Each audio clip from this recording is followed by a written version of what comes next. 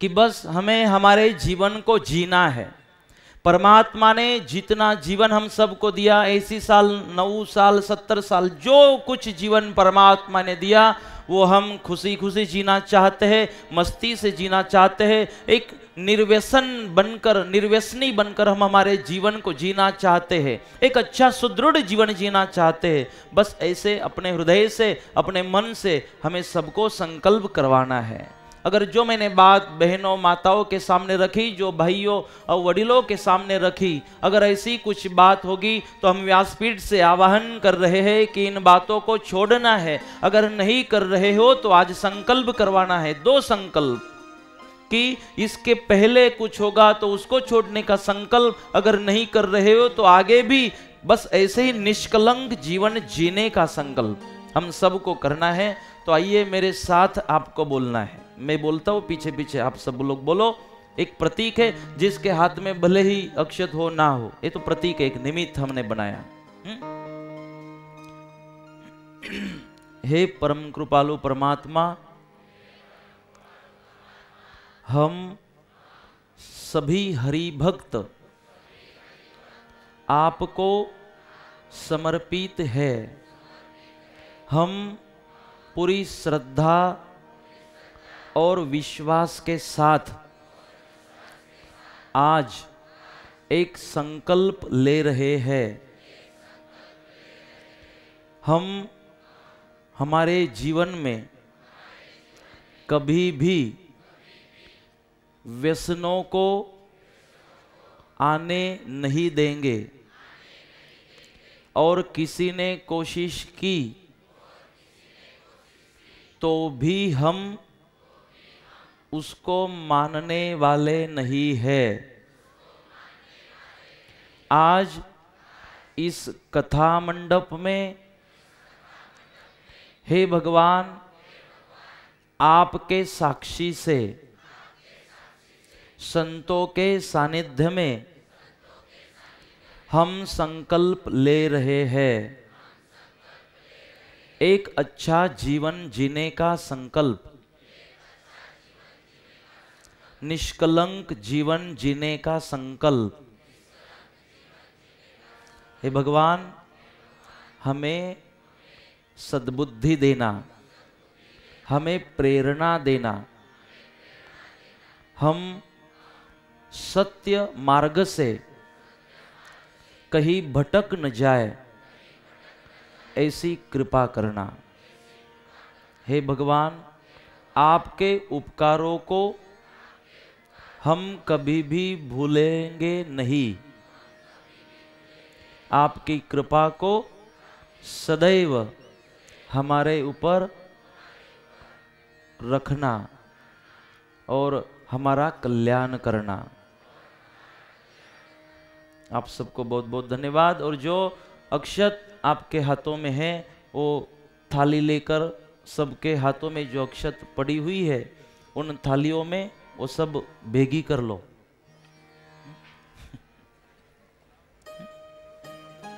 वो यहाँ वहां फेंकनी नहीं है आपको,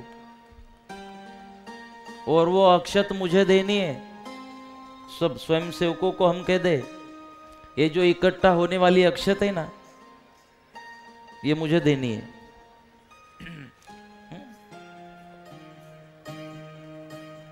आइए, ये हो रहा है, तब तक वापस भगवान को थोड़ा याद करें, अगली कथा में प्रवेश करते हैं। आप सबको बहुत बहुत धन्यवाद, और जिन्होंने संकल्प किया उनको बहुत बहुत धन्यवाद। भगवान को प्रार्थना, भगवान आप सबका भला करे, भले ही शुरुआत मेरे से करे। जय हो। हरि बोल।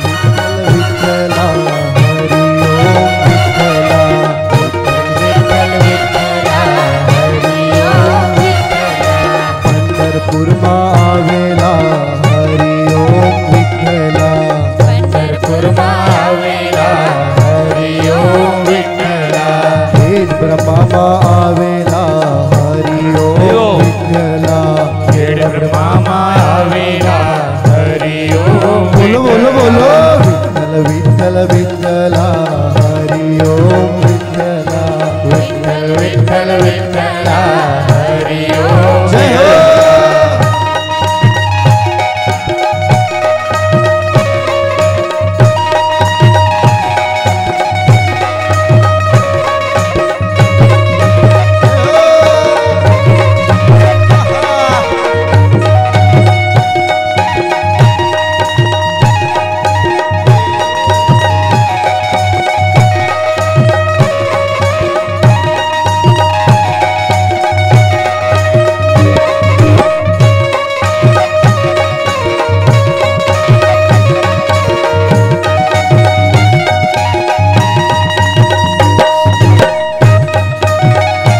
सब दोनों हाथों से ताली बजाते हुए यहाँ से भी दोनों हाथों से ताली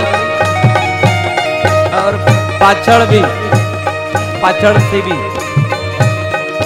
जय हो बोल राधे। विठ्ठल विठ्ठल विठ्ठला पांडुरंग विठ्ठला विठ्ठल विठ्ठल विठ्ठला पांडुरंग विठ्ठला हे मेवाड़ मावेला हरि ओम विठ्ठला मेवाड़ मावेला हरि ओम विठ्ठला मेवाड़ मावेला हरि ओम विठ्ठला मेवाड़ मावेला हरि ओम विठ्ठला बाई विठ्ठला हरि ओम विठ्ठला मीरा बाई विठ्ठला हरि ओम विठ्ठला विठ्ठल विठ्ठल विठ्ठला हरि ओम विठ्ठला विठ्ठल विठ्ठल विठ्ठला हरि ओम विठ्ठला हे पांडुरंग विठ्ठला पंढरीनाथ विठ्ठला पांडुरंग विठ्ठला हरि ओम विठ्ठला विठ्ठल विठ्ठल विठ्ठला हरि ओम विठ्ठला विठ्ठल विठ्ठल विठ्ठला हरि ओम विठ्ठला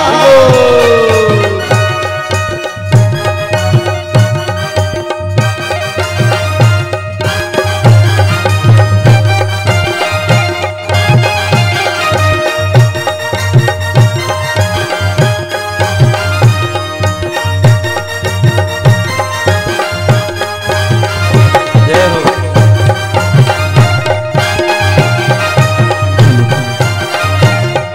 आली आली हो गोंधळाला गोंधळाला हो आई आहा माझी तुळजा भवानी आई तुळजा भवानी आई आली आली हो गोंधळाला गोंधळाला आई आहा माझी तुळजा भवानी आई तुळजा भवानी आई आई उदे ग अंबाबाई माझी तुळजा भवानी आई आई उदे ग अंबाबाई माझी तुळजा भवानी आई आली आली हो गोंधळाला गोंधळाला आई आहा माझी तुळजा भवानी आई तुळजा भवानी आई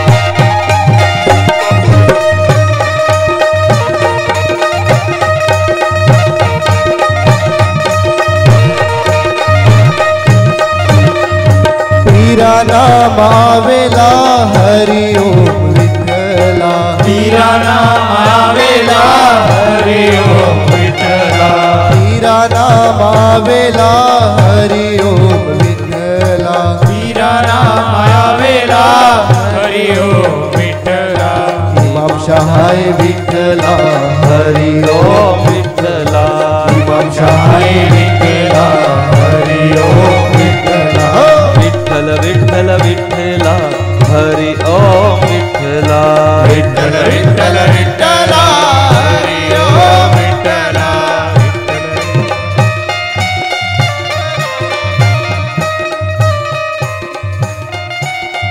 विठ्ठल विठ्ठल विठ्ठला हरि ओम विठ्ठला विठ्ठल विठ्ठल विठ्ठला हरि ओम विठ्ठला ठेवून कर कटीवर विठ्ठल उभा विटेवर ठेवून कर कटीवर विठ्ठल उभा विटेवर ठेवून कर कटीवर विठ्ठल उभा विटेवर ठेवून कर कटीवर विठ्ठल उभा विटेवर पाहुनी सेवा माय पित्याची पाहुनी सेवा माय पित्याची भेट घेतली पुंडलिकाची भेट घेतली पुंडलिकाची पाहुनी सेवा मात पित्याची पाहुनी सेवा माय पित्याची भेट घेतली पुंडलिकाची भेट घेतली पुंडलिकाची कृपाही केली भक्तावर विठ्ठल उभा विटेवर कृपाही केली भक्तावर विठ्ठल उभा विटेवर कृपाही केली भक्तावर विठ्ठल उभा विटेवर कृपाही केली भक्तावर विठ्ठल उभा विटेवर ठेवून कर कटीवर विठ्ठल उभा विटेवर ठेवून कर कटीवर विठ्ठल उभा विटेवर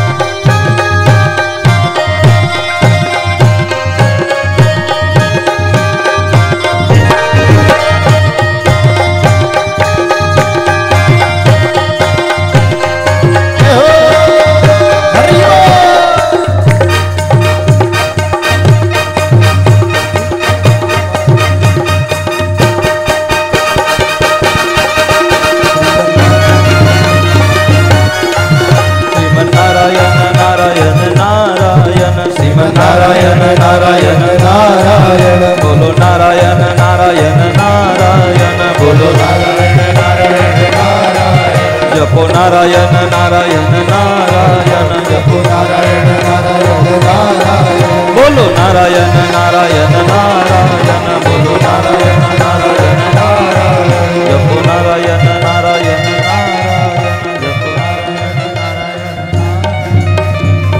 निष्कलंक नारायण भगवान की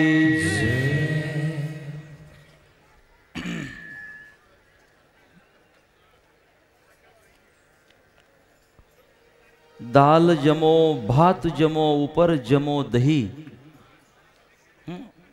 दाल जमो भात जमो ऊपर जमो दही 7 प्रकार की मिष्टान्न जमो पण छास जेवू नहीं આવી ગયો હે કાગળ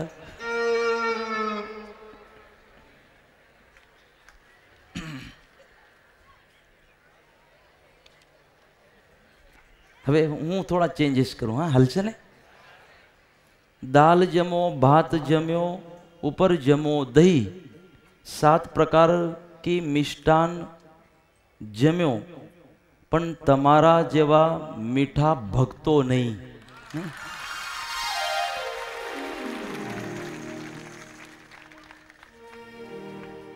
क्योंकि यहाँ से जो मीठा जो जो कुछ खा जाएंगे ना खा के जाएंगे वो तो भूल जाएंगे लेकिन आपके स्वभाव के मिठास कभी भूलने वाले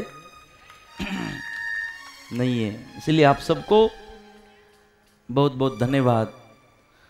वैसे तो ये मस्ती जो है ना वो रुकती नहीं है लेकिन आगे हमारा चरित्र भी बाकी है। इसलिए आज आपने सुबह से देखा होगा मैंने कोई भजन नहीं गाया कोई धुन नहीं बस बोले जा रहा हूँ आज क्योंकि आपके साथ बोलने में मजा आ रही है आनंद आ रहा है। ये मुकी दे नीचे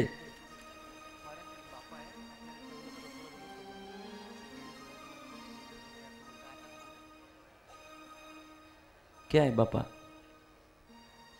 बोलो बापा ने આવી જાઓ, હવે તાવડો ગરમ હે તો શેકી લઈએ.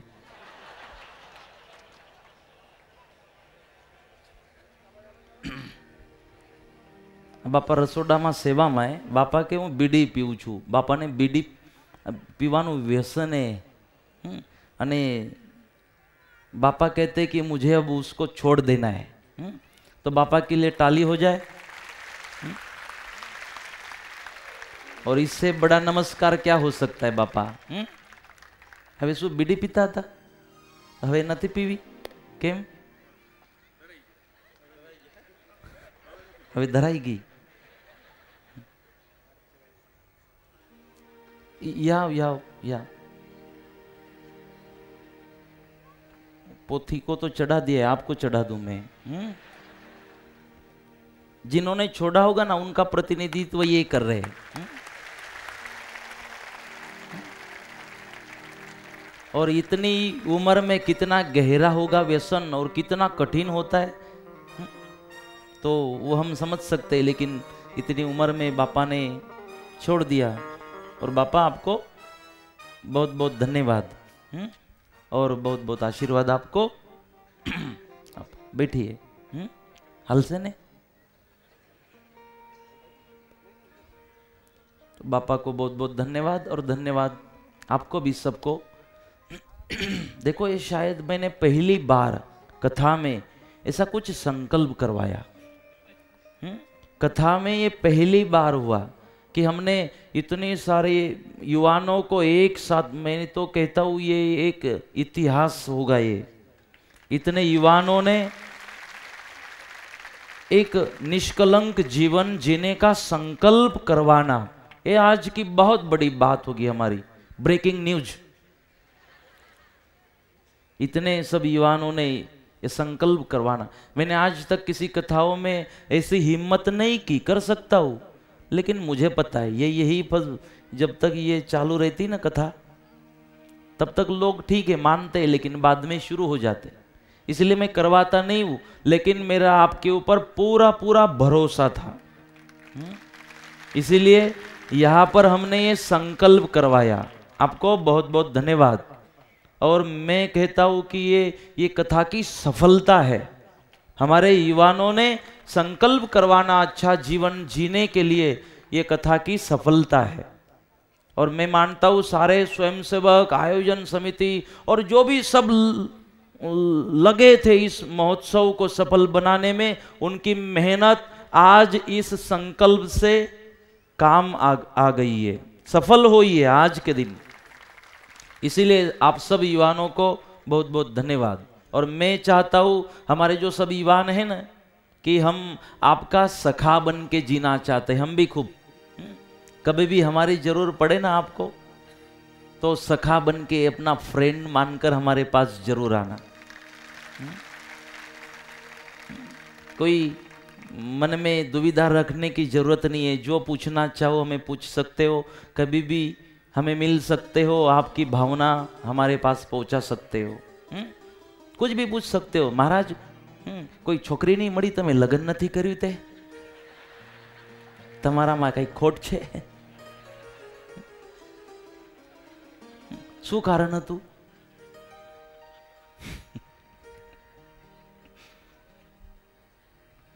आप मुझे पूछ सकते हो क्योंकि मुझे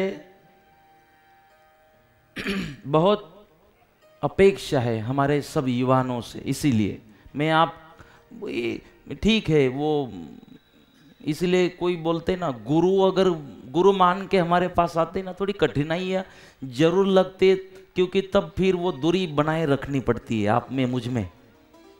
मैं ऊपर बैठा हूँ, भाई नीचे बैठ, वो दूरी बन जाती है. लेकिन मैं आपको मेरे साथ में बिठाना चाहता हूँ. और वो कब होगा? जब मैं आपका मित्र बनूंगा तब. कल हमें किसी ने चिट्ठी भी भेजी थी कि महाराज हमारे प्रिय सखा, और बाद में लिखा महाराज अगर सखा बोल दिया, सखा बोलने से कुछ गलती हो गई होगी तो माफ करना. मैंने बोला कल जाहिर में कह देता हूँ कि सबका सखा बनना है हमें, जिसने लिखा उसका नहीं. ये कोई गलती नहीं है। आप मुझे सखा मानते हो और बहुत अच्छा लगा, आप मुझे सखा मानते हो, आपका मित्र मानते हो, इसीलिए युवानों को धन्यवाद देना चाहते हैं सबको। आपको बहुत बहुत धन्यवाद। अगले अवतार में हम प्रवेश करते हैं। आज मैं 5:30 बजाने वाला हूं। किसको कुछ बोलना है? सुरेश भाई बोलना है?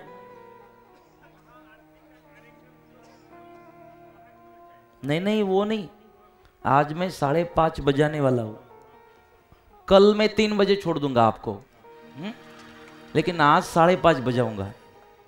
कल भले आप निकल जाना 3 बजे, हाँ चलेगा। कल आपकी मर्जी से, आज मेरी मर्जी से। क्योंकि थोड़ी कथा भी बाकी है, मजा भी आ रही है, और बार बार कब होता है? संडे बार बार थोड़ी ना आता है। क्यों डॉक्टर जी? और घर पे जाके कोई खाना बनाना तो है ही नहीं आपको, यही बनने है और यही सब खाना खा के जाना है आपको। तो इसीलिए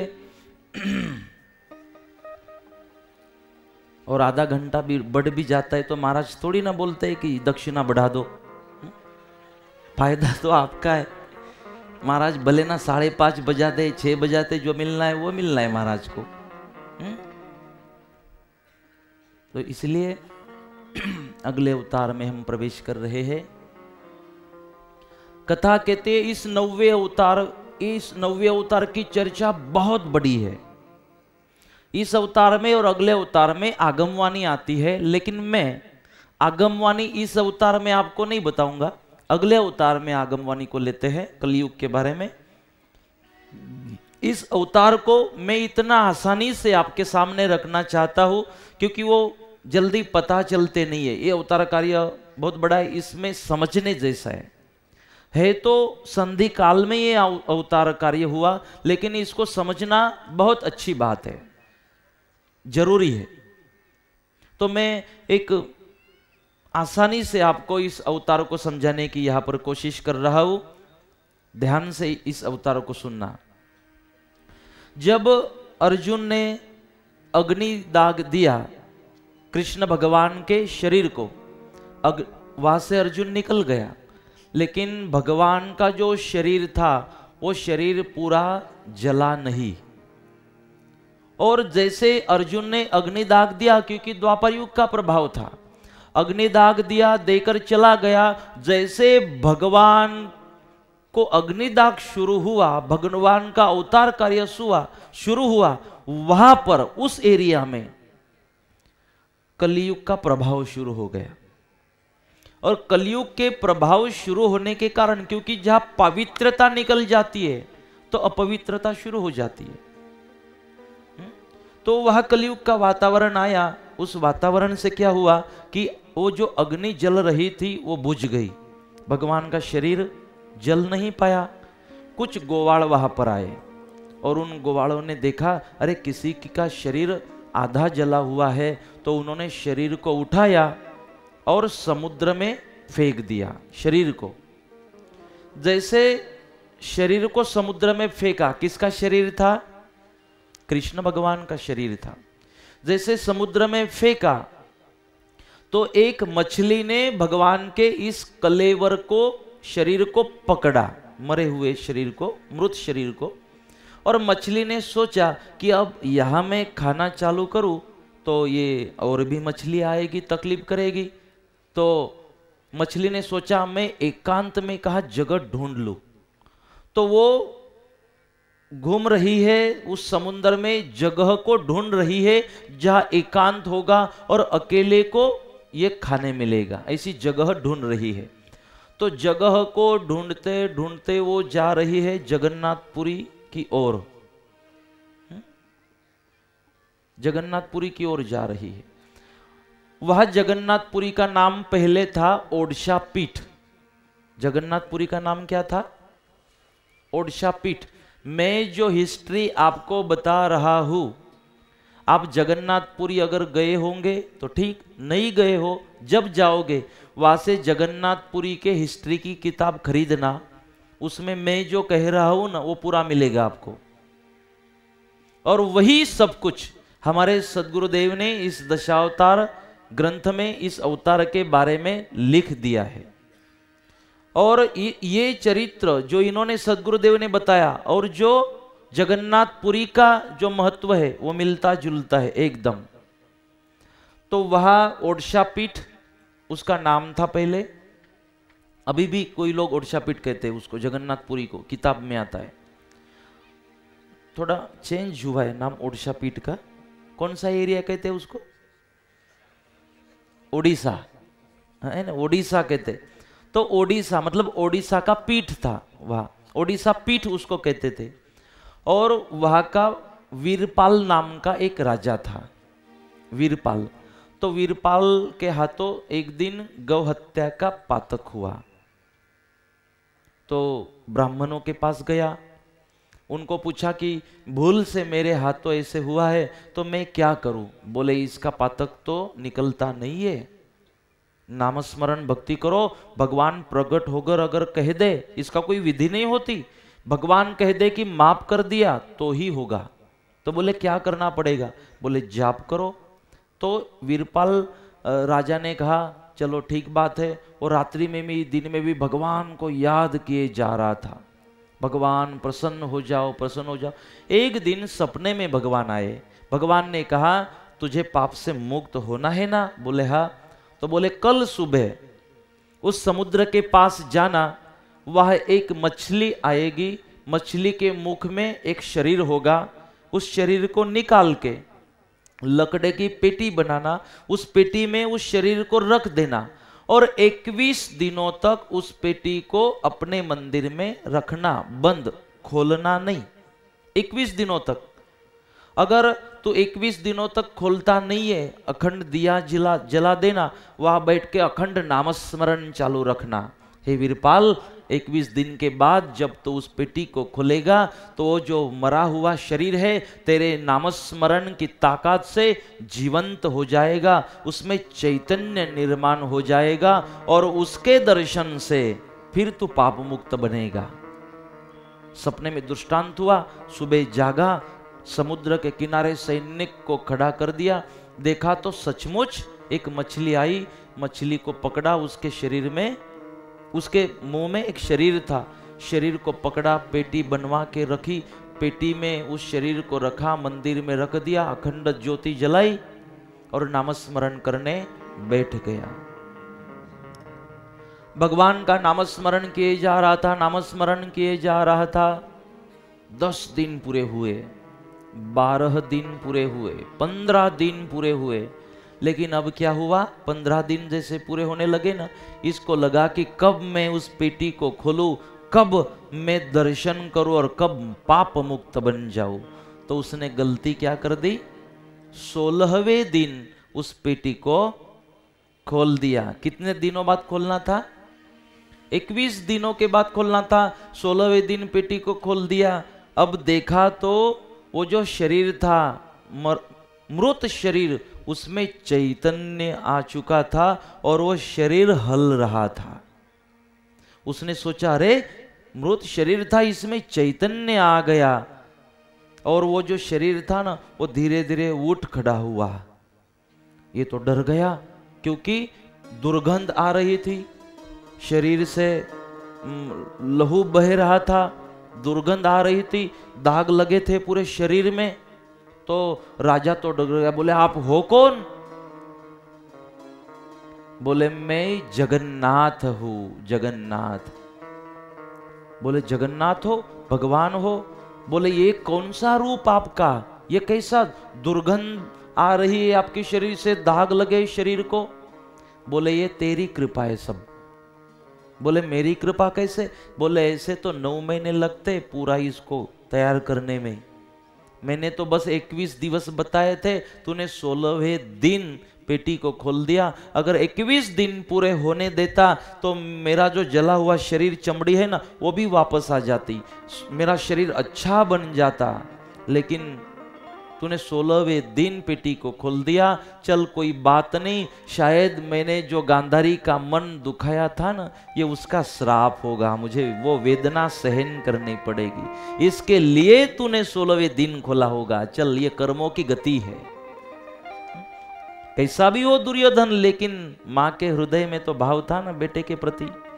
चलो ये गांधारी का श्राप होगा। भगवान ने कहा कोई बात नहीं, और पेटी से बाहर निकले, हे वीरपाल हम आपको पाप मुक्त कर देते हैं, क्योंकि आप निमित्त बने हो हमारे इस शरीर को वापस चेतन बनाने के लिए निमित्त बने हो, इसलिए हम आपको माफ कर रहे हैं, आपको आशीर्वाद दे रहे हैं, हमें जाने दो। भगवान जाने लगे, लेकिन वीरपाल ने कहा नहीं भगवान, अब तो हमने आपको पहचान लिया, आप जगन्नाथ हो, जगत के पति हो, भगवान हो, और ये तो चमत्कार हुआ, हम नहीं जाने देंगे आपको। भगवान ने कहा जो काम करने में आया हूं वो पूरा करना पड़ेगा, इतना ही काम नहीं था, हमने तो आपको निमित्त बनाया। अब शायद आपके मन में प्रश्न उठा होगा कि एक मृत शरीर कैसे जीवंत हो जाता है?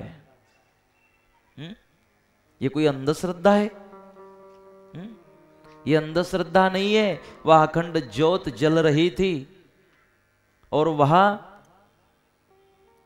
अखंड नामस्मरण चल रहा था, पूरे पूरे भाव और श्रद्धा से नामस्मरण चल रहा था, और इसीलिए इतनी ताकत नामस्मरण में है। कहते हैं जो वालिया था ना, चोर लुटारू, जब वो ध्यान करने बैठा तो वारुड़ कहते हैं ना उसको, उसके शरीर पे मिट्टी का जो सांप रहते उसमें, हाँ रापड़ो, वो जो पूरे शरीर के आजू बाजू में निर्माण हुआ था ना, तो उसमें एक सूखी हुई लकड़ी भी थी वालिया के साथ में। लेकिन जब उसको तोड़ा गुरुजी ने, नारद जी ने, तो जो सूखी हुई लकड़ी थी ना, उसको, वो सूखी हुई लकड़ी जो थी उसको भी नए नए पत्ते खिल चुके थे। वहां कोई पानी नहीं पहुंचा, कुछ नहीं हुआ।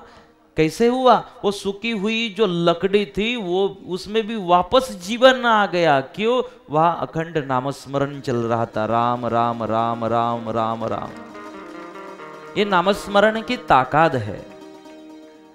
तो ये शरीर नामस्मरण की ताकत से चेतन हुआ था, और भगवान ने कहा कि मुझे, मेरा अवतार तो ये पांडवों के लिए है, मुझे जाना पड़ेगा, उनके लिए तो मैंने जल्दी की इस दूसरे अवतार को, नव्य अवतार को प्रकट करने की।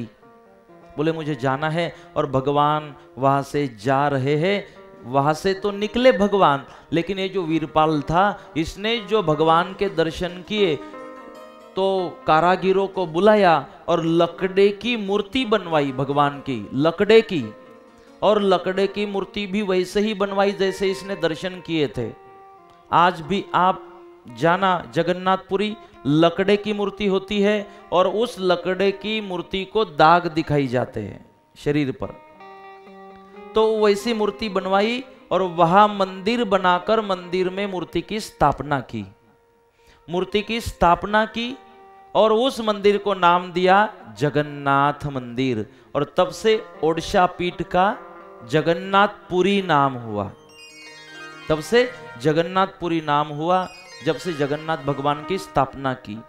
आज भी अगर आप जगन्नाथपुरी जाकर किताब खरीदते हो, मैं खुद गया था कुछ, मुझे लगता है 6 महीने पहले, मुझे इसी को जानना था, तो हम जगन्नाथपुरी गए थे। हाँ शायद डोंबिवली गए थे पहले, डोंबिवली से जगन्नाथपुरी के लिए ही गए थे बॉम्बे से। तो जगन्नाथपुरी जब हम गए तो बस मुझे यही देखना था, पढ़ना था, तो वहाँ से मैंने खुद किताब खरीद के लाई। तो उसमें भी आपको पढ़ने मिलेगा कि वो जो मूर्ति बनाई जाती है ना, तो 12 बरस के बाद उस मूर्ति को जल में छोड़ा जाता है और दूसरी मूर्ति बनाई जाती है लकड़े की। और उस विधि को जैसे वो छोड़ देते हैं जल में और नहीं बनाते ना, उसको कलेवर ही कहते हैं, मूर्ति नहीं कहते, कलेवर कहते हैं। आप पढ़ना जगन्नाथपुरी की किताब में, मैंने खुद पढ़ा, मेरे पास वो किताब भी है। तो कलेवर उसको कहा जाता है। 12 बरस के बाद वापस वो मूर्ति जल में छोड़ी जाती है, वापस नई मूर्ति बनाई जाती है। तो आपने कहीं सुना है कि 12 बरस तक किसी मूर्ति की प्रतिष्ठा की जाती है, बाद में छोड़ दिए जाते हैं, नई मूर्ति बिठाई जाती है? ऐसा नहीं होता, ये जगन्नाथपुरी में ही होता है, लकड़े की ही मूर्ति बनाई जाती है। तो कलेवर का विधि उसको कहते हैं। और फिर वहां से भगवान निकले, और इतना स्पष्ट लिखा हुआ है जगन्नाथपुरी के उस हिस्ट्री में कि इस भगवान को कितने सारे लोग विष्णु भगवान का 9वां बुद्ध अवतार भी मानते हैं। ऐसा उस हिस्ट्री में लिखा हुआ है, मेरे पास वो किताब भी है।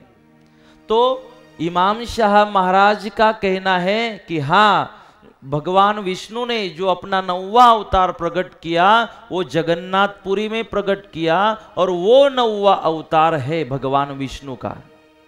अब आप देखते होंगे कि ये गौतम बुद्ध जी कौन है। मैं तो चाहता हूं कि ये दशावतार की जो फोटो है ना पूरी, इसमें जगन्नाथपुरी के भगवान की फोटो आनी जरूरी है दशावतारों में, क्योंकि वो रियल हीरो वो है 90।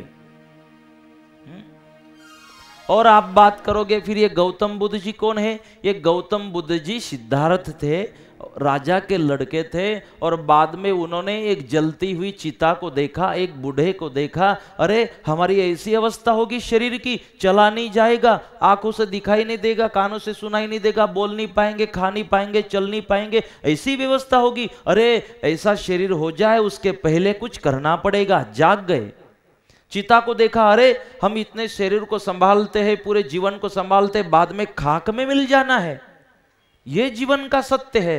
अरे मुझे उसके पहले कुछ करना पड़ेगा। जो जागे वो बद्ध बने, बुद्ध बने। वो गौतम बुद्ध अलग, जो कुछ 1000 साल पहले हुए, क्योंकि ये गौतम बुद्ध जी तो कलयुग में आते हैं और हमें तो द्वापर युग वाले बुद्ध चाहिए। आप बोलो कृता युग में कितने अवतार? त्रेता युग में, द्वापर युग में, कलयुग में। तो गौतम बुद्ध कौन से युग में आते हैं?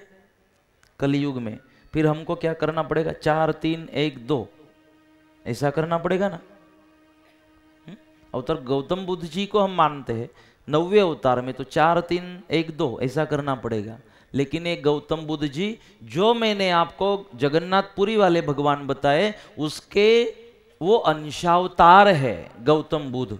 लेकिन प्रॉपर जो अवतार है सदगुरुदेव इमाम शाह महाराज कहते हैं वो अलग है, जो पांडवों के समय में हुआ। गौतम बुद्ध और पांडवों का कोई संबंध नहीं आता, गौतम बुद्ध और दुर्योधन का कोई संबंध नहीं आता। वो तो अभी कुछ 1000 साल पहले हुए। हमें वो बुद्ध को सोचना है, समझना है। इमाम शाह महाराज ने वो बुद्ध के बारे में बात की जो द्वापर युग में हुए पांडवों के लिए, जगन्नाथपुरी में जो प्रकट हुए वो। तो वो वहां से फिर भगवान निकले और जहां दुर्योधन पड़ा हुआ था ना, उसको मिले, उसका उद्धार किया। ये दुर्योधन कौन था? शंकासुर। शंकासुर ने वरदान क्या किया था? चल भगवान 10 अवतार में धारण करूंगा, लेकिन मेरी मृत्यु आपके हाथों ही हो। और उस वचन को पूरा करने के लिए भगवान अब दुर्योधन के पास गए और दुर्योधन को आशीर्वाद दिया, अपनी नजरों से ज्ञान दिया। और तब दुर्योधन को भगवान ने ज्ञान दिया था कि तूने इतनी कोशिश की, क्या हुआ? वही हुआ ना जो भगवान चाहते, अब तो सुधर जा। तो उसने माफी मांगी थी और फिर भगवान की नजरों से भगवान ने कृपा दृष्टि की और तब प्राण छोड़े थे दुर्योधन ने। वचन दिया था ना कि हर अवतार में भगवान के हाथों ही मेरी मृत्यु हो, ऐसा वरदान उसने मांग लिया था, उसको पूरा करना था, इसलिए भगवान वहां पहुंचे। और भगवान वहां से फिर निकले पांडवों की ओर जाने के लिए। यहां पांडवों ने यज्ञ चालू कर दिया था। पंडितों ने कहा था कि यहां किसी को आने देना नहीं है, एक चांडाल आएगा उसको रोकना है। तो वहां पर चांडाल को रोकने के लिए भीम को बिठा दिया। जैसे वहां पर भगवान काठी टेकते टेकते पहुंचे, दुर्गंध वहां आ रही थी, अंदर जाने लगे भगवान। भीम ने कहा, ए चांडाल कहां जा रहे हो? भगवान को हंसी आई। भगवान ने कहा, भीम क्या कहा? बोले मेरा नाम कैसे पता? भीम कहा था ना सामने से, मेरा नाम कैसे पता? बोले तेरी पूरी कुंडली पता है, कब आया कब जाएगा पूरा पता है। नाम की बात कर रहा है, मेरा नाम कैसे पता? बोले भीम मुझे पूरा पता है। क्या बोला? वापस बोलना। बोले चांडाल बोला। बोले क्यों? दुर्गंध आ रही है आपके शरीर से, कैसे दिखाई दे रहे हो? लहू बह रहा है पूरे शरीर से, दाग लगे पूरे शरीर में, चांडाल नहीं तो कौन। और पंडितों ने कहा है आपको अंदर जाने नहीं देना है, जो चाहिए ना यहां ले लो और चलो भागो यहां से। भगवान को दया आ गई कि अरे भीम, अच्छा हुआ मैंने ज्यादा समय नहीं लगाया अगले अवतार को। अगर ज्यादा समय लगा देता तो तू और भी कितने दूर निकल जाता भीम धर्म से। याद करना, इस अवतार को समझना, क्यों ऐसी आन पड़ी थी कि भगवान को उसी शरीर में अवतार धारण करना पड़ा, इसकी क्या जरूरत थी। तो यह उत्तर मिलता है कि हाँ, भगवान के पास समय नहीं था, भगवान इसके लिए जल्दी आए थे क्योंकि अब थोड़े ही समय में कलयुग का प्रभाव चालू होने वाला था। कलयुग का प्रभाव अगर चालू हो जाता तो आज तक तो धर्म के रास्ते ऊपर ये पांडव चल रहे थे, अगर कलयुग का प्रभाव आ जाता तो धर्म से भ्रष्ट हो सकते थे, कलयुग के प्रभाव में आ सकते थे, व्यसनी बन सकते थे, कुप्रभाव में आ सकते थे और आज तक का धर्म भ्रष्ट हो सकता था। और भगवान की इच्छा थी कि मैं जल्दी से जल्दी वहां पहुंचूं, जल्दी से जल्दी वहां जाऊं कलयुग आने से पहले, और कलयुग शुरू होने से पहले मैं इनको नाम साधना के लिए मैं हिमालय में भेज दूं। ये भगवान की सोच थी, इसीलिए भगवान ने उसी शरीर में अपने अगले अवतार को प्रकट किया है। समय हो चुका है ना, इसलिए फिर स्पीड में ले रहा हूं। थोड़ी तकलीफ भी पड़ रही है, लेकिन अब क्या करें, सब जरूरी है। इसीलिए भगवान ने अपने अगले अवतार को जल्दी प्रकट किया, क्योंकि भक्तों की चिंता थी कि ये कलयुग में भटक न जाए। भीम को समझाया, मेरे शरीर को दुर्गंध आती थी, दाग लगे थे, इसीलिए चांडाल कहा ना। भीम ने कहा हाँ। बोले भीम, शरीर को देखकर मत नक्की करना कौन चांडाल है, उसके मन को देखकर करना। भीम, कई लोग दिखाई देने में बहुत सुंदर होते हैं भीम, लेकिन मन बहुत गंदा होता है। चांडाल तो वो है भीम जिनका मन गंदा हो।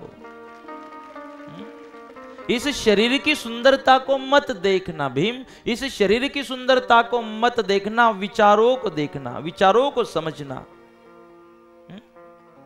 तो फिर वहां पर महाजनों में चांडाल कौन है, वैश्य में चांडाल कौन है, व्यापारी में, सेठों में, साहूकारों में चांडाल कौन है, मनुष्य जाति में चांडाल कौन है, स्त्री जाति में चांडाल कौन है, मध्यम चांडाल कौन है, सब एक एक प्रश्न पूछने लगे भीम।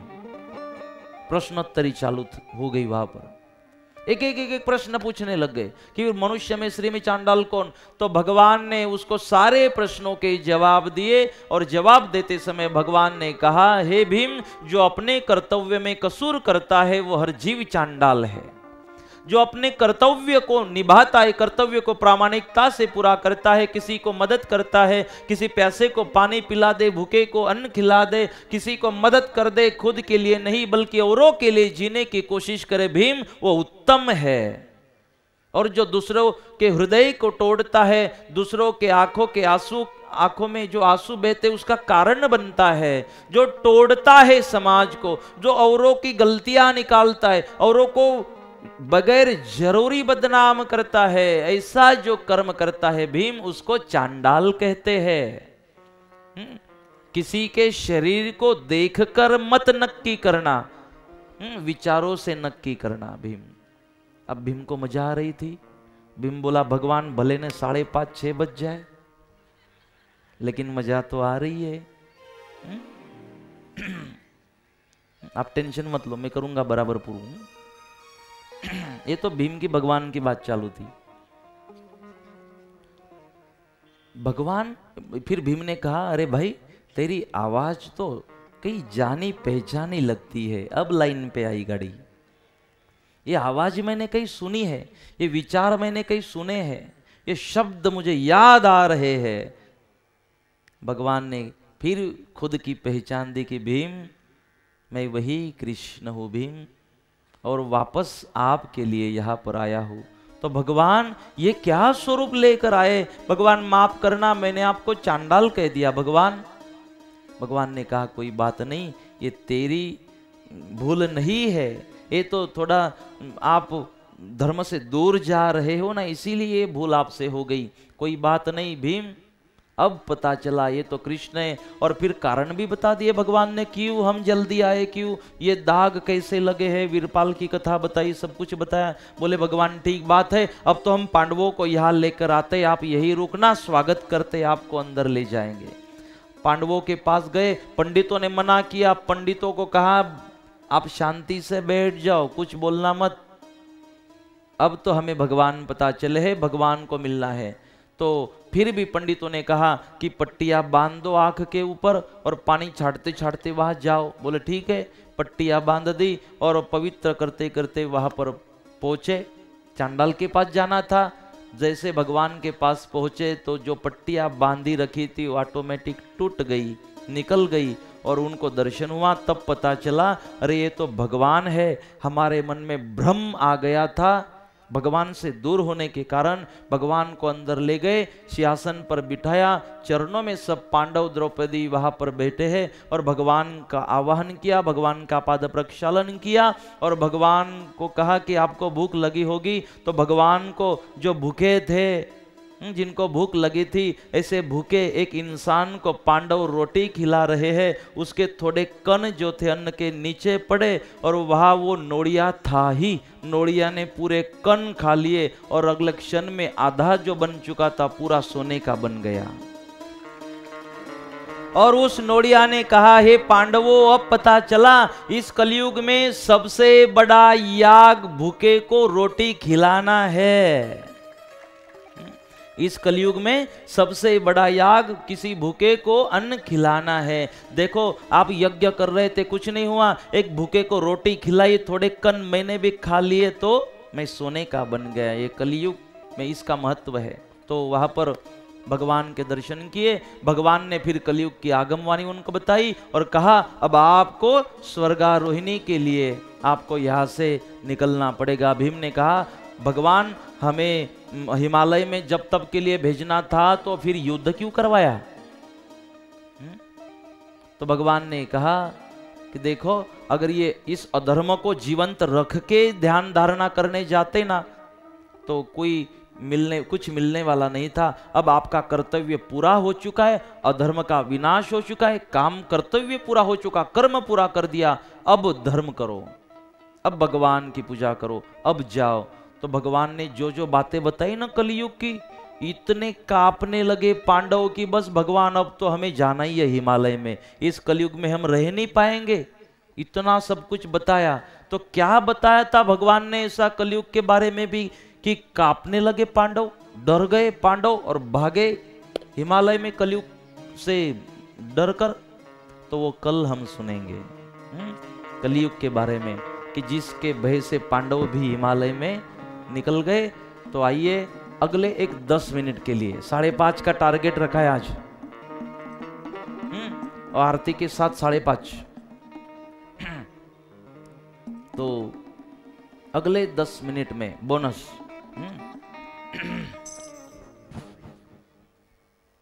एक प्रसंग को हम आपके सामने यहाँ पर रखना चाहते हैं जो बहुत ही बढ़िया और अच्छा प्रसंग है। भक्त सुदामा का प्रसंग।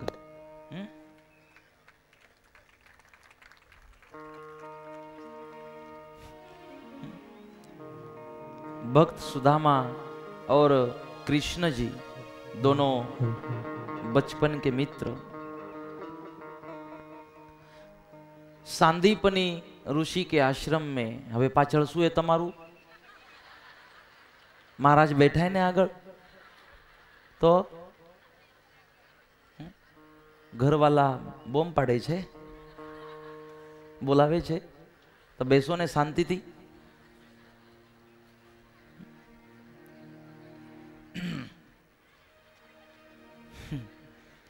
सांदीपनी ऋषि के आश्रम में कृष्ण और सुदामा दोनों वहां पर रहते थे, गुरु के घर आए थे सेवा करने। एक दिन गुरु माई ने, गुरुदेव ने कहा कि जंगल में जाकर कुछ लकड़ियां लेके आना है, कुछ काम कहा तो काम करने जंगल में गए।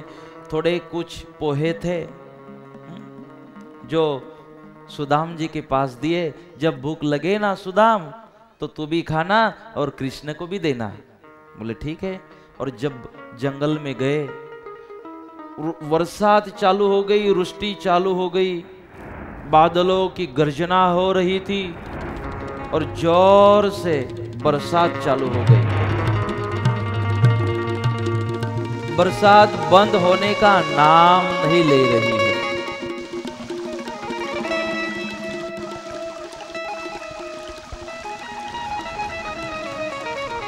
और बरसात बंद नहीं हो रही थी, इसके लिए भगवान कृष्ण और सुदाम जी पेड़ के ऊपर चढ़े और बैठ गए। जैसे पेड़ के ऊपर बैठे, भगवान ऊपर की डाली ऊपर जाकर बैठे और नीचे की जो डाली थी वहां पर सुदाम जी बैठ गए। बंद नहीं हो रही थी बारिश। अब सुदाम को भूख लगी। सुदाम जी ने सोचा कि अब भूख लगी है और नाश्ता तो मेरे पास ही है। अगर कृष्ण को पूछा तो वो भी बोलेगा मुझे भी भूख लगी है, तो देना पड़ेगा। इसके लिए खुद खाने की कोशिश कर रहे सुदाम जी। भगवान को तो दिखाई दिया। भगवान ने कहा अब इसको कैसे बोले, तो पूछता भी नहीं है, बोले तो कैसे बोले। फिर भगवान भी चालाक थे। भगवान ने कहा सुदाम क्या आवाज आ रही है सुदाम? सुदाम ने कहा भगवान ठंडी बज रही है ना, तो दांतों की आवाज आ रही है। सुदाम ने नहीं बोला कि मैं पोहे खा रहा हूं, और भूल हो गई सुदाम जी से। पोहे तो वहां पर सुदाम जी ने खा लिए। जब वापस लौटे हैं वहां से, भगवान का हिस्सा खा लिया था सुदाम जी ने। जब वापस लौटे, सुदाम जी को उनका मन तो खा रहा था कि आज मैंने बहुत बड़ी भूल कर दी है, अगर दे देता तो अच्छा था, लेकिन समय निकल चुका था। कथा कहती है कि आगे चलकर जिसने हिस्सा खाया था वो दरिद्री ब्राह्मण बना, और जो भूखा रहा था, भूखा रहने के बाद भी नहीं कहा था कि मेरा है मुझे देना पड़ेगा, जिसने नहीं कहा आज वो द्वारिका का राजा बन गया था। इसीलिए कथा कहती है कि किसी के हिस्से को मत खाना, जो पड़ी जड़ी वस्तु लेवी नहीं। आपके हिस्से का जो नहीं है वो खाना मत, उसके ऊपर आपका अधिकार नहीं है। जिसने हिस्सा खाया था वो दरिद्र ब्राह्मण बना, घर घर भटक रहा था। किसी घर में जाते ना सुदाम जी, तो कोई उनको अन्न भी नहीं देता था, भिक्षा भी नहीं देता था। 4-5 दिन हो गए किसी ने भिक्षा नहीं दी। बेटे भूखे थे, पत्नी भूखी थी। अब पत्नी ने कहा हे भगवान, हे पतिदेव, 4-5 दिन हो गए अपने बेटों को भूख लगी है, आपने कुछ भिक्षा नहीं लाई। मैं तो जी लूंगी स्वामी, लेकिन इन बेटों का क्या करूं? ये बेटे अन्न मांग रहे हैं, इनको भूख लगी है, इनकी व्यवस्था करनी पड़ेगी। बोले मैं क्या करूं? सुदाम जी ने कहा कोई भिक्षा देते नहीं है, जबरदस्ती तो नहीं ना कर सकते। पत्नी ने कहा एक काम करो ना, आपका मित्र तो द्वारिका का राजा है, उसके पास जाओ ना, वो देगा कुछ। बोले उसके पास कैसे जाऊं मैं? जब उसको भूख लगी थी तो मैंने उसका हिस्सा खा लिया था, उसको नहीं दिया, और अब मुझे भूख लगी है तो मैं उसके पास जाऊं जिसका हिस्सा मैंने खा लिया? कौन सा मुंह लेकर मैं जाऊं वहां पर? मैं नहीं जा पाऊंगा। मना किया। रो रहे सुदाम जी, लेकिन पत्नी ने आग्रह किया आपके लिए नहीं, मेरे लिए नहीं, इन बच्चों के लिए आपको जाना होगा। तैयार नहीं थे, लेकिन पत्नी ने फोर्स किया, जबरदस्ती की, तो तैयार हो गए सुदाम जी जाने के लिए। फाटी सी धोती, टूटी पनैया, चलत पाव घसे, सुदाम जी को देखत शाम हंसे। अपनी फटी सी धोती थी, टूटी पनैया, एक लकड़ी का आधार लिया, अशक्ति शरीर में थी। मन में पश्चाताप भी था और मन में आनंद भी था। पश्चाताप था कि मेरे से भूल हुई है, और आनंद था कि आज मेरा कृष्ण, मेरा सखा मुझे मिलने वाला है, आज उसका दर्शन होगा, मैं उसके पास जा रहा हूं। मन में था वो मुझे पहचानेगा भी नहीं। और बस भगवान को याद करते करते सुदाम जी निकले हैं द्वारिका की ओर। मन से भगवान को याद कर रहे थे, मन से भगवान को मिलना चाहते थे और धीरे धीरे द्वारिका नगरी तक पहुंच रहे हैं सुदाम जी।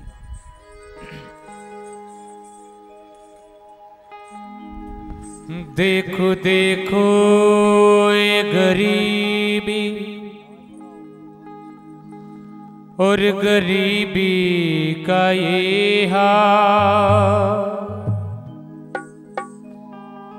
कृष्ण के दर पे विश्वास लेके आया हूँ।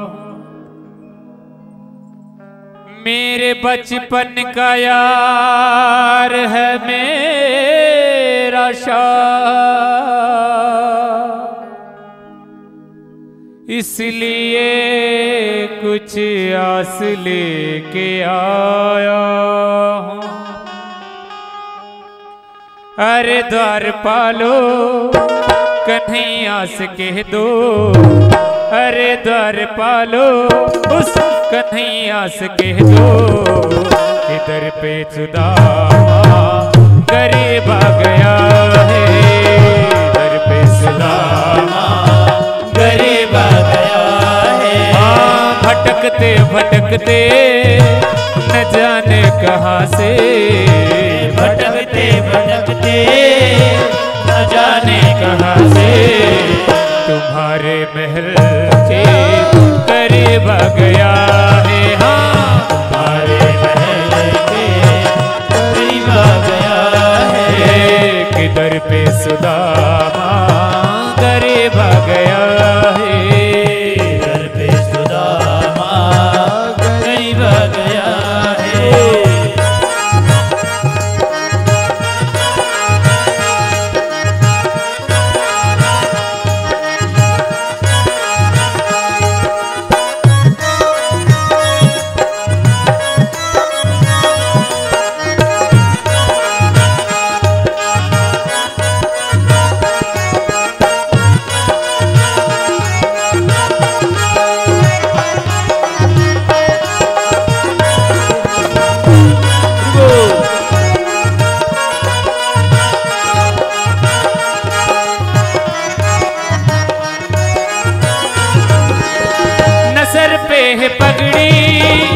तन पे है जामा, न सर पे है पगड़ी, न तन पे है जामा, बता दो कन्हैया से नाम है सुदामा हो, बता दो कन्हैया से नाम है सुदामा, बता दो कन्हैया से नाम है सुदामा हो, बता दो कन्हैया से नाम है सुदामा।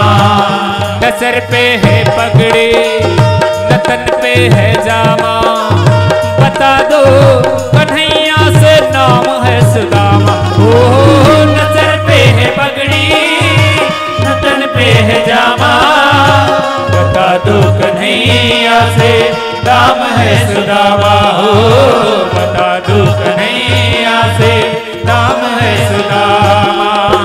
बस एक बार मोहन से जा कर के कह दो, बस एक बार मोहन से जा कर के कह दो, मिलने सखावत नसीब आ गया है। हाँ मिलने सखावत नसीब आ गया है, किधर पे सुदामा गरीब आ गया है, किधर पे सुदामा गरीब आ गया है। सुनते ही दौड़े चले आए मोहन, सुनते ही दौड़े चले आए मोहन, लगाया गले से सुदामा को मोहन। हाँ लगाया गले से सुदामा को मोहन, लगाया गले से सुदामा को मोहन हो, लगाया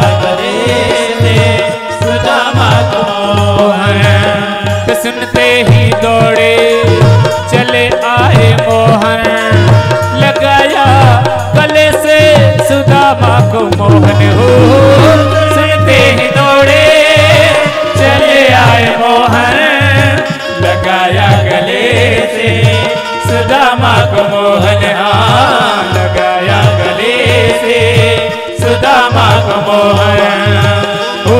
रुक्मणी को बहुत ही अचंभा हुआ, रुक्मणी को बहुत ही अचंभा। ये मेहमान कैसा अजीब आ गया है, हाँ मेहमान कैसा अजीब आ गया है।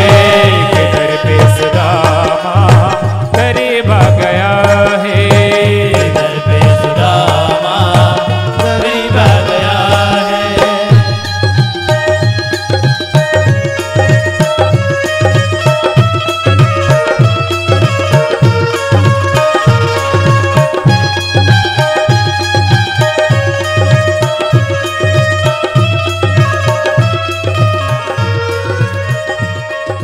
सुदाम जी चलते चलते द्वारिका नगरी तक पहुंचे। पहले तो आने नहीं दिया द्वारपालों ने, लेकिन जब भगवान को संदेश देने गए, नाम सुना सुदामा, तो सुनते ही दौड़े चले आए मोहन। भगवान भागते भागते गए, जैसे सुदामा नाम सुना और सुदामा को अपने साथ परमात्मा ले आए। ध्यान से देखना इस प्रसंग को, इसको कहते हैं फ्रेंडशिप, इसको कहते हैं मित्र। आज ये राजा थे द्वारिका के, अपना एक भिखारी मित्र था, उसको खुद लेने गए। पैरों में चंपल नहीं, पता भी नहीं था, पहनी नहीं पहनी, और भागे भगवान, उनको लेकर आए। इतना ही नहीं किया, अपने आसन पर बिठाया भगवान ने, जो राजा का आसन था, और भगवान कहाँ बैठे? चरणों में बैठ गए। बराबर में अपने सुदामा बिठाए, बराबर में अपने सुदामा बिठाए। चरण आंसुओं से श्याम ने धुलाए, हो चरण आंसुओं से श्याम ने धुलाए।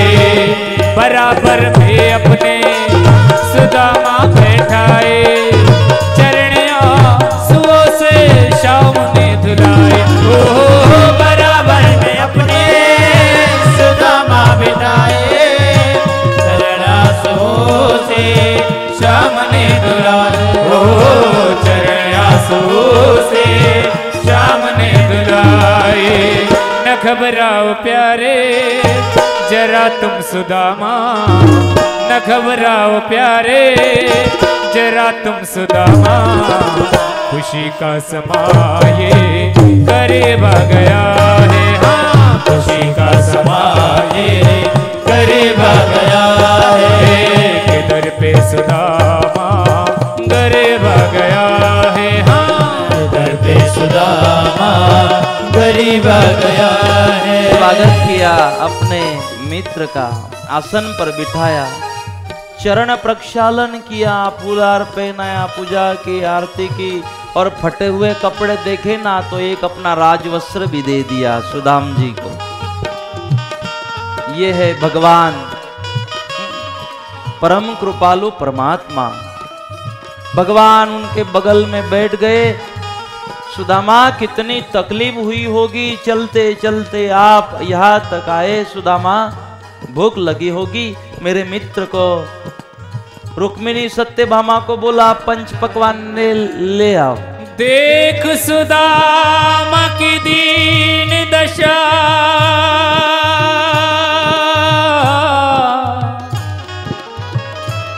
करुणा करके करुणा निधि रोए। पानी परात को हाथ छुयो नहीं, नैनन के जल से पग धोए, नैनन के जल से पग धोए। सुदाम जी भी रो रहे थे और भगवान भी रो रहे थे। ये था प्यार, ये होता है प्यार। एक दूसरे के साथ लगन, साथ में बैठे और भगवान उनको अन्न खिला रहे हैं, नैवेद्य खिला रहे हैं। एक तो मित्र थे और मित्र के साथ साथ वो ब्राह्मण भी थे, ब्राह्मण देव भी थे। आज मित्र का भी सम्मान किया और ब्राह्मण देव का भी सम्मान किया है, परमात्मा में चरणों में बैठकर। और भगवान पूछ परछ कर रहे हैं, पूछ रहे सुदाम जी घर पे कैसे, ठीक है ना सब। जैसे घर वालों की बात की तो सुदाम जी रोने लगे। भगवान बस बेटों की चिंता है। भगवान बात कर रहे हैं। ये है भगवान का स्वभाव। अपने भिखारी मित्र को उसके आसन पर बिठा दिया, आंसुओं से चरण धोए, फूल माला पहनाई, आरती की, नैवेद्य खिलाए, सम्मान किया। अब सुदामा को लगा, मेरे मन में था मेरा मित्र तो राजा बन चुका है, क्या मुझे पहचान पाएगा? अरे इसने तो उसकी आसन पर मुझे बिठा दिया। यह है भगवान। दोनों हाथों से ताली बजाते हुए इस भगवान के इस स्वभाव को हम याद करें, नमस्कार करें। हरे द्वार पालो, दोनों हाथों से ताली बजाते हुए हरे द्वार पालो, कन्हैया सके दो, दर पे सुदामा गरीब आ गया, दर पे सुदामा गरीब आ गया है, दर पे सुदामा गरीब आ गया है, दर पे सुदामा गरीब आ गया, दर पे सुदामा गरीब आ गया है, दर पे सुदामा गरीब आ गया। भगवान ने सेवा की और तू आया ना सुदामा, मेरी भाभी तुझे खाली हाथ नहीं आने देगी। क्या दिया मेरे लिए? वो पोटली छुपाने लगे। कुछ तो दिया होगा सुदामा, कुछ तो दिया होगा। वो छुपा रहे थे। शर्म आ रही थी सुदाम जी को कि गरीब के घर का है, क्या पसंद आएगा राजा को? भगवान ने जबरदस्ती पोटली अपने हाथों में ली, उसको खोली और भगवान गरीब के घर का जो प्यार का प्रसाद था वो आनंद से ग्रहण कर रहे हैं। परमात्मा भगवान गरीब अमीरी थोड़ी देखता है, भगवान को देखता है भाव। भगवान प्रसाद ही ले रहे हैं। सत्यभामा रुक्मिणी ने कहा, भगवान अकेले खा रहे हो, सेवा तो हमने भी की। भगवान ने कहा ठीक है। रुक्मिणी और सत्यभामा को भी भगवान ने प्रसाद दी और जैसे रुक्मिणी ने प्रसाद खाई, भगवान ने कहा अब गरीब के घर का कुछ खाया है, उसके लिए कुछ करना। फिर अदृश्य स्वरूप से लक्ष्मी वहां जाती है और जहां झोपड़ी थी सुदाम जी की, सुदाम जी तो यहाँ ही है, वहां सुदाम जी की झोपड़ी बदल गई, वो महल बन गया। नीचे पार्किंग की जगह और उसमें OD car.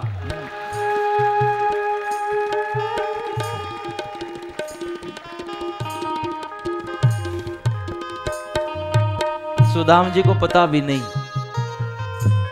AC room, heater room, सारी व्यवस्था घर में। ये लक्ष्मी जी का आशीर्वाद था, सारी फैसिलिटी घर में। वापस लक्ष्मी जी यहाँ पर पहुंची, सेवा शुरू थी।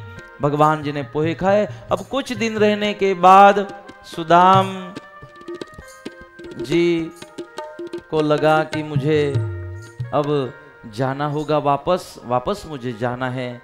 वापस जाने के लिए जब सुदाम जी चल पड़े, सुदाम जी के मन में था कुछ मांगना है, नहीं मांग पाए सुदाम जी, जाने लगे। तब भगवान ने रोका, हे सुदाम रुक, क्या जल्दी है, अभी 10 मिनट बाकी है, रुक। भगवान ने रोका सुदामा को और जो वस्त्र पहनाए थे ना, राजवस्त्र, वो राजवस्त्र भी भगवान ने निकाल दिए। सुदाम जी ने कहा कि भगवान ने जो दिया था वो भी वापस ले लिया, कुछ दिया ही नहीं। और सुदाम जी वापस जा रहे हैं खाली हाथ। उनको पता नहीं था वहां बंगला बन चुका है, वहां ओडी कार राह देख रही थी सुदाम जी की। कब टेस्ट ड्राइव लेंगे सुदाम जी, पता नहीं था सुदाम जी को। सुदाम जी को लगा जो कपड़े दे थे वो भी तो ले लिए, कुछ मांग नहीं पाए और जा रहे हैं। उनके साथ में ये द्वारपाल आने नहीं दे रहे थे, अब उसके साथ में जा रहे। वाह सुरेश भाई, मुछ वाला सुरेश भाई, ये दाढ़ी वाला अलग। पहले आने, अब वो भी फैन हो गए सुदाम जी के, क्योंकि ये सुदाम जी के लिए भगवान भागते भागते वहां आए थे। उनको पता चला जब हम सुदाम जी बनेंगे तब भगवान की कृपा होगी। तो इसी तरह ये दृष्टांत हमें बस एक संदेश देना चाहता है कि अगर भगवान का हिस्सा भगवान को लौटा, जैसे भगवान ने पोहे खाए, हिस्सा खा लिया और वहां दिन बदल गए सुदाम जी के। इसीलिए जो हम कमाते हैं उसमें का कुछ हिस्सा दीन दुखियों में, गरीबों में, अनाथ आश्रम में, गौ माता का जहाँ आश्रम है, जहाँ गौशालाएं चलते, जहाँ अन्नदान होता है, जो धार्मिक संस्था है, उसमें हमारे 10वां भाग जाना चाहिए, ताकि फिर भगवान उसके बदले में बहुत कुछ हमें देते हैं। इसी तरह फिर भगवान ने उस सुदाम जी का वहाँ पर उद्धार किया। आप सबको भी बहुत बहुत दिल से आपको सबको धन्यवाद। आज का ही एक ये दिन था, कल एक ही सेशन हमारा बाकी है, कथा की पूर्णाहुति होगी, इसीलिए आज हमने 5:30 बजे तक आज की कथा चलाई। आप नाराज तो नहीं हुए? नहीं ना? तो वांदो नहीं। आप सबको कल सुबह 8 बजे तक, 8:30 बजे तक जय गुरुदेव सबको। और कल समय पर हमारी कथा शुरू होगी। और आज महाआरती સૌને દીવડા આપવામાં આવશે, એટલે આપ આપના સ્થાન ઉપર બેસી રહો। આજે મહાઆરતીનો કાર્યક્રમ છે, એટલે આવો લાભ પછી મળવાનો નથી। આવતીકાલે કથા સમાપન છે, આપના સ્થાન ઉપર બેસી જાઓ। દરેકને વ્યક્તિગત દીવડા આપવામાં આવી રહ્યા છે, બેસો। 10 જ મિનિટ બધો જ કાર્યક્રમ સંપન્ન થાય છે, 7 જ મિનિટમાં। સરસ મજાનું કૃષ્ણ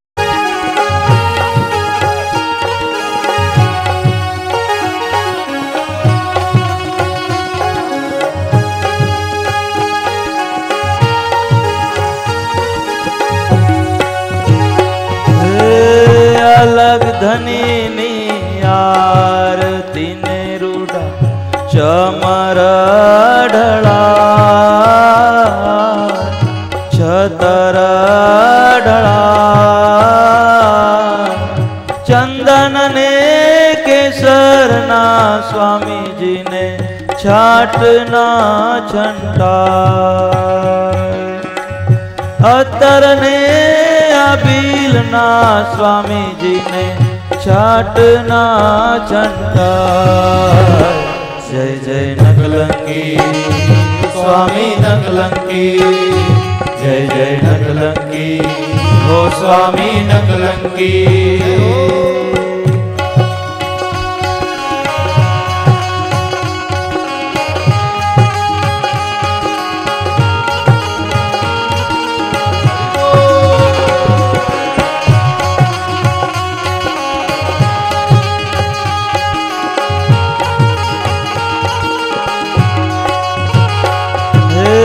पहला करता युगमा स्वामी जी ना सोना ना छे घर, स्वामी जी ना सोना ना छे पार।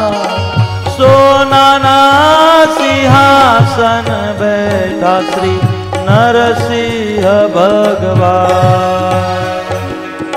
सोना ना सिंहासन बैठा श्री नरसिंह भगवान। जय जय नकलंकी स्वामी नकलंकी, जय जय नकलंकी हो स्वामी नकलंकी हो। एक वखत આપણે બધા હાથ ઊંચા કરીશું, ઊંચા, શાબાશ, જય हो जय हो जय हो जय हो।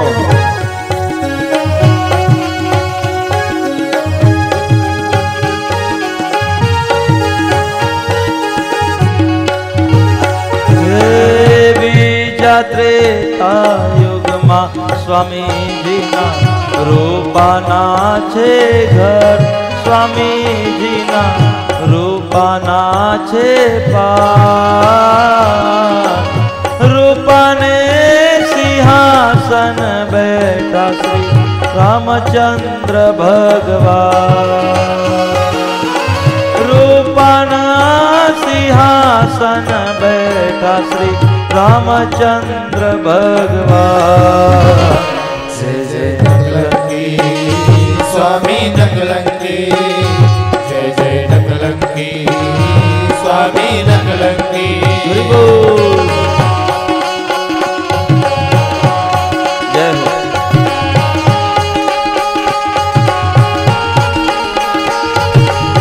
हो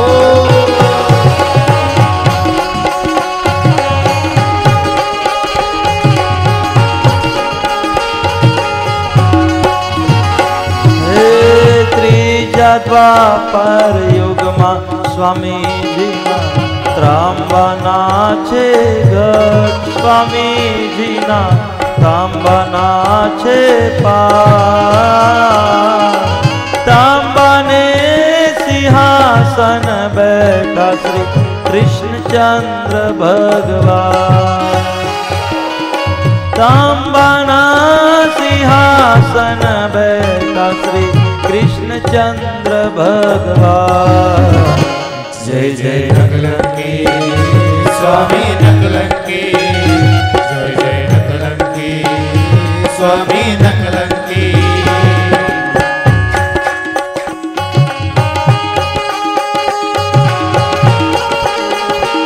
जय हो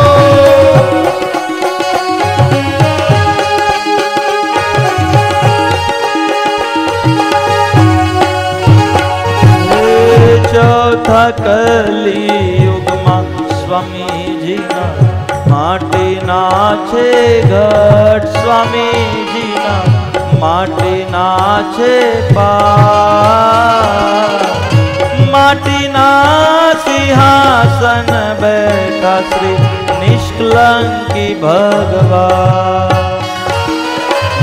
माटी ना सिंहासन बैठा श्री निष्कलंकी भगवान जय जय नकलंकी स्वामी नकलंकी जय जय नकलंकी स्वामी नकलंकी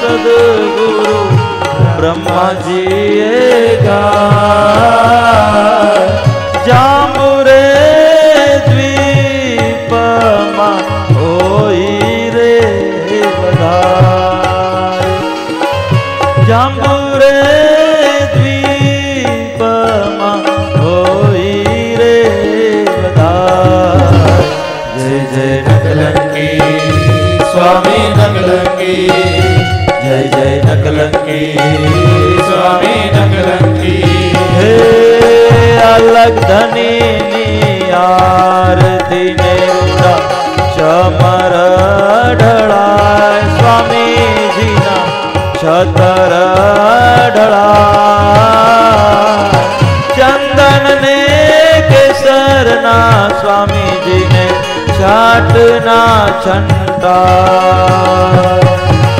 अत्तर ने अबीर ना स्वामी जी ने चाटना छंटा जय जय नकलंकी स्वामी नकलंकी जय जय नकलंकी स्वामी नकलंकी जय जय नकलंकी स्वामी नकलंकी जय जय नकलंकी स्वामी नकलंकी जय जय नकलंकी स्वामी नकलंकी कर्पूर गौरम करुणावतारम संसार सारम भुजगेन्द्रहारम सदा वसंतम हृदयारविंदे भवं भवानी सहितं नमामि मंगलम भगवान विष्णु मंगलम गरुड़ध्वज मंगलम पुंडरीकाक्ष मंगलाय स्तनो हरि सर्वमंगलमांगल्ये शिवे सर्वार्थसाधिके शरण्ये त्र्यंबके गौरी नारायणी नमोस्तुते नारायणी नमोस्तुते नारायणी नमोस्तुते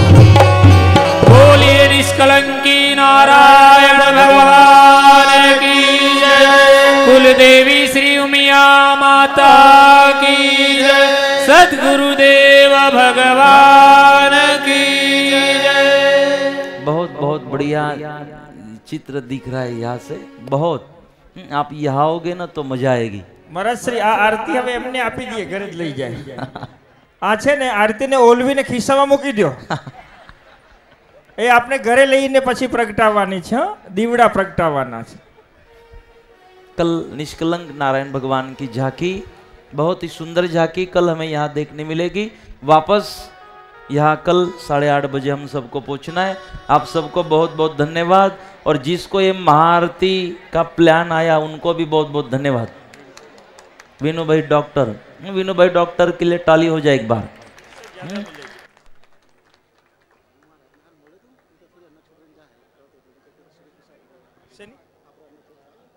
नमन को समाचार नहीं।